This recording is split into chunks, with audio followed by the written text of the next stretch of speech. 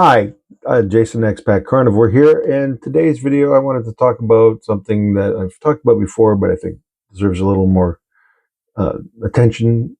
Is the inspiration and motivation for going on and maintaining a carnivore diet. Now, for me, again, it has to do with the why. Why are you doing this? Well, for me, it was my boys, my wife, my family, the way I was going, the weight I had achieved, and the weight I was going to keep getting. Sorry, I wasn't going to make it.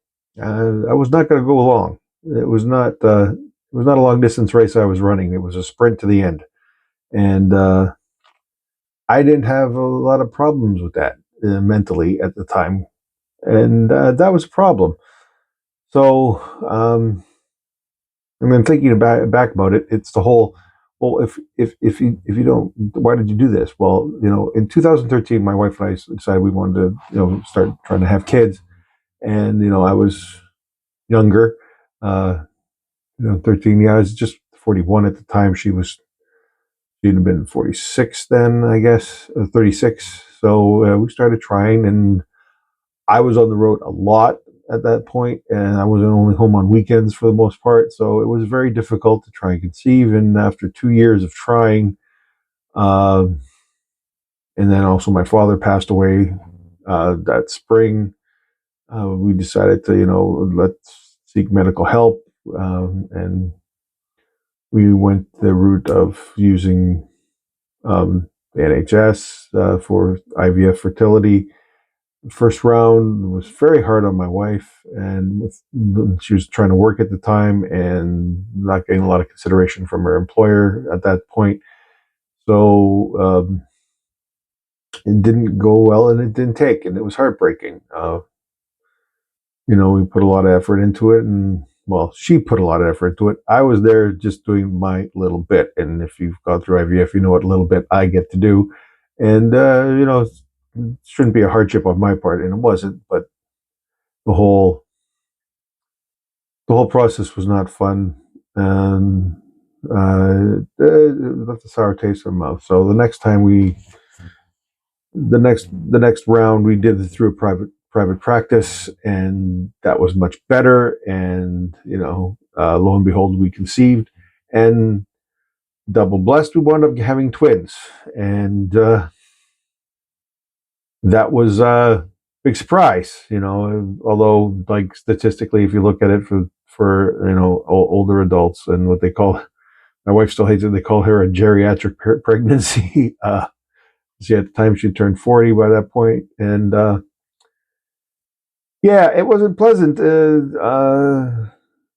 getting there. But when we got there, it should have been a relief. We should have been happy, or at least I should have been happy. And but suddenly we're having twins, and we had a great apartment in north side of London with the loft apartment overlooking the park. It was 16-foot windows, is great sun, but it was a 3-story walk up, and it was a loft bedroom apartment, and that was not going to be good for two new ones coming in. So I went frantically on a search for a house, found one, and it was other side of London, new neighborhood, new thing, but it had a good school and parks nearby, and so on and so forth. So here we are. We moved, and 5 months before the boys were born, we moved into the house, and everything was great. The boys came. Uh, they were little bundles of joy, and we kept moving on. But I wasn't great, and I wasn't doing great. Work-wise, it was okay, but I was in a rut, and I wasn't enjoying things, and I really was just going through the motions, and I couldn't be bothered to really care too much about anything other than making sure I was earning a living for my family.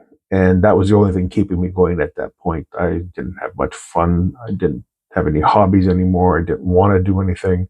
I'd work, come home, watch some TV, eat, and go to bed. And that was the extent of my life. On weekends, I'd try to play with the boys as much as I could, but I had no energy. I was tired. I was fat. I couldn't move as much as I used to. couldn't bend over. Like, it wasn't pleasant, and I was not having fun. So I kept eating, and I kept eating to comfort, and it wasn't good. So after this year, when I looked at myself, and then I finally stepped on a scale, because I know I'd gotten big, but I didn't think I had gotten that big until I realized that, one, I was in clothes that then a 48-inch waist, and they were tight, and I actually burst the buttons on stuff. I only had one suit left that I could fit into to go to work in. Um, Most of my work shirts were too small around the neck, and they're 19-inch collars. Yeah, it wasn't good, and I didn't. I should have cared more. I should have been concerned. I should have been more tracked, but I wasn't, because that's where you are when you're there. So when I got on that scale and it said 131.1, uh, the bottom fell out of my pity wagon, I guess you'd call it, and I fell onto the hard ground of realization, and I said, I'm going to die if I keep going like this. So I said, what can I do? I can't move like I used to. I can't run and jump and hit the gym and do that. I've got 2 kids and a wife. I can't spend 2 hours a day every day in the gym. I can't spend that kind of time on myself for just that reason. So I looked into it, and I discovered the carnivore diet. And, from the looks of things, it looked like, okay, well, these people are, dropping weight without having to spend a lot of time exercising. And, there's a hope. And where there's hope, there's a future. You always can build on hope. And with that hope of losing the weight in a way that I would not have to spend a lot of time pumping weight, iron and running, I felt like I had a chance again. And then taking that chance, that first step, and saying, okay, today I'm going carnivore. That was a big step that made a big difference to me. And after that, everything changed. The first couple of days, like I've spoken about before, first couple of days, number one, I stopped snoring. Number two, I stopped sweating in my sleep. Number three, I could eat a meal without feeling like I'd swallowed a balloon and then popped it inside my own stomach. That in and of itself was enough for me to be rejoiceful. But then the weight started to come off, and it started to come off pretty quick at first. And now it's still coming off. Like today, the scale said 114.9, which for me is like huzzah for me. It was, I can use my rollerblades again, because my rollerblades are only rated for 115 kilos. They're not they're not spec'd for any more weight than that. So I could probably start rollerblading again, which is something I used to like to do. So, that's the good thing about the motivation part, is that you've got to have your reason to do it, and in order to stay on it and to stick to it, because it is an extreme and elimination diet. You'll hear this from other places and other channels. The carnivore diet is an extreme elimination diet. And yeah, but when you're on it, you feel great. And I don't feel like I've eliminated anything from my life except tired and negative. Nothing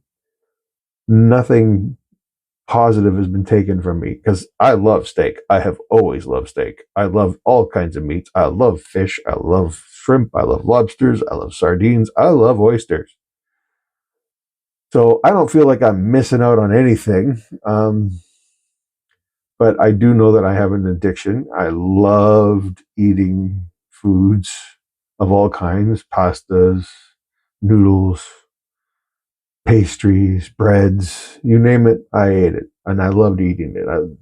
There's very few things in this world I haven't tried yet.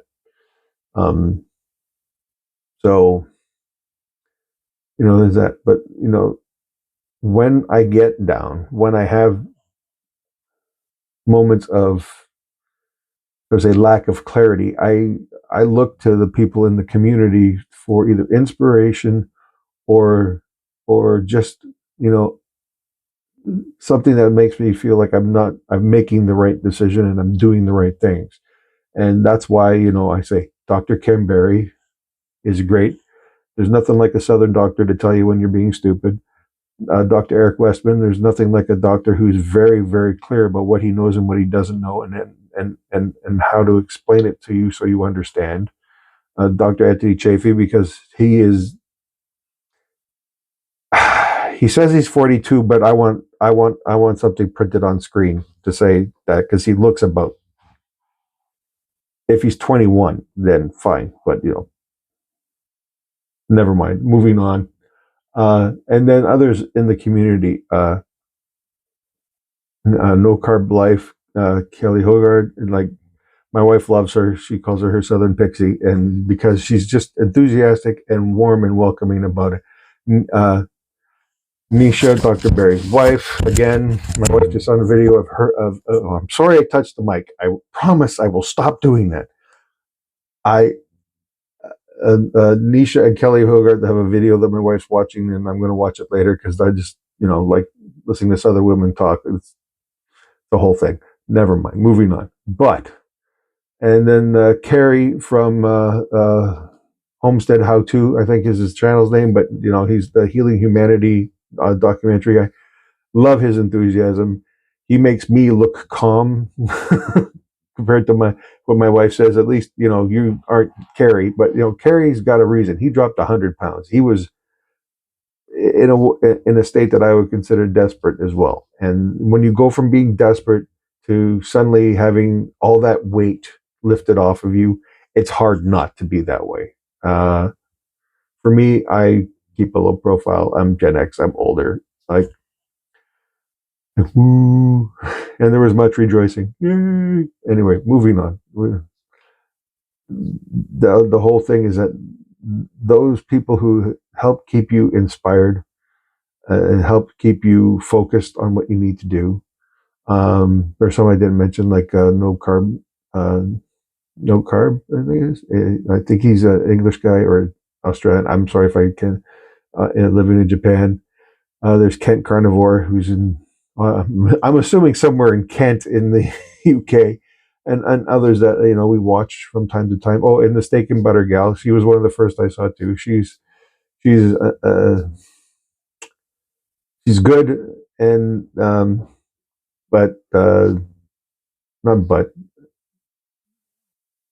she's all right, and we like hearing from her because she also tends to be very level-headed and straightforward about her advice, and she's not shy about saying that it's particular to her, and results may vary, and results always do vary because we're all different people. But as I'm been converted, the proper human diet is something that's much simpler and less seedy, shall we say, than what they're pushing on us. So, and remember, all grains are seeds. Anywho, moving on. Take the time to find the inspiration you need. Take the time to remember the motivation for doing what you're doing. And give yourself the time to keep going. And in the end, eat meat. Thanks. Go, don't stop.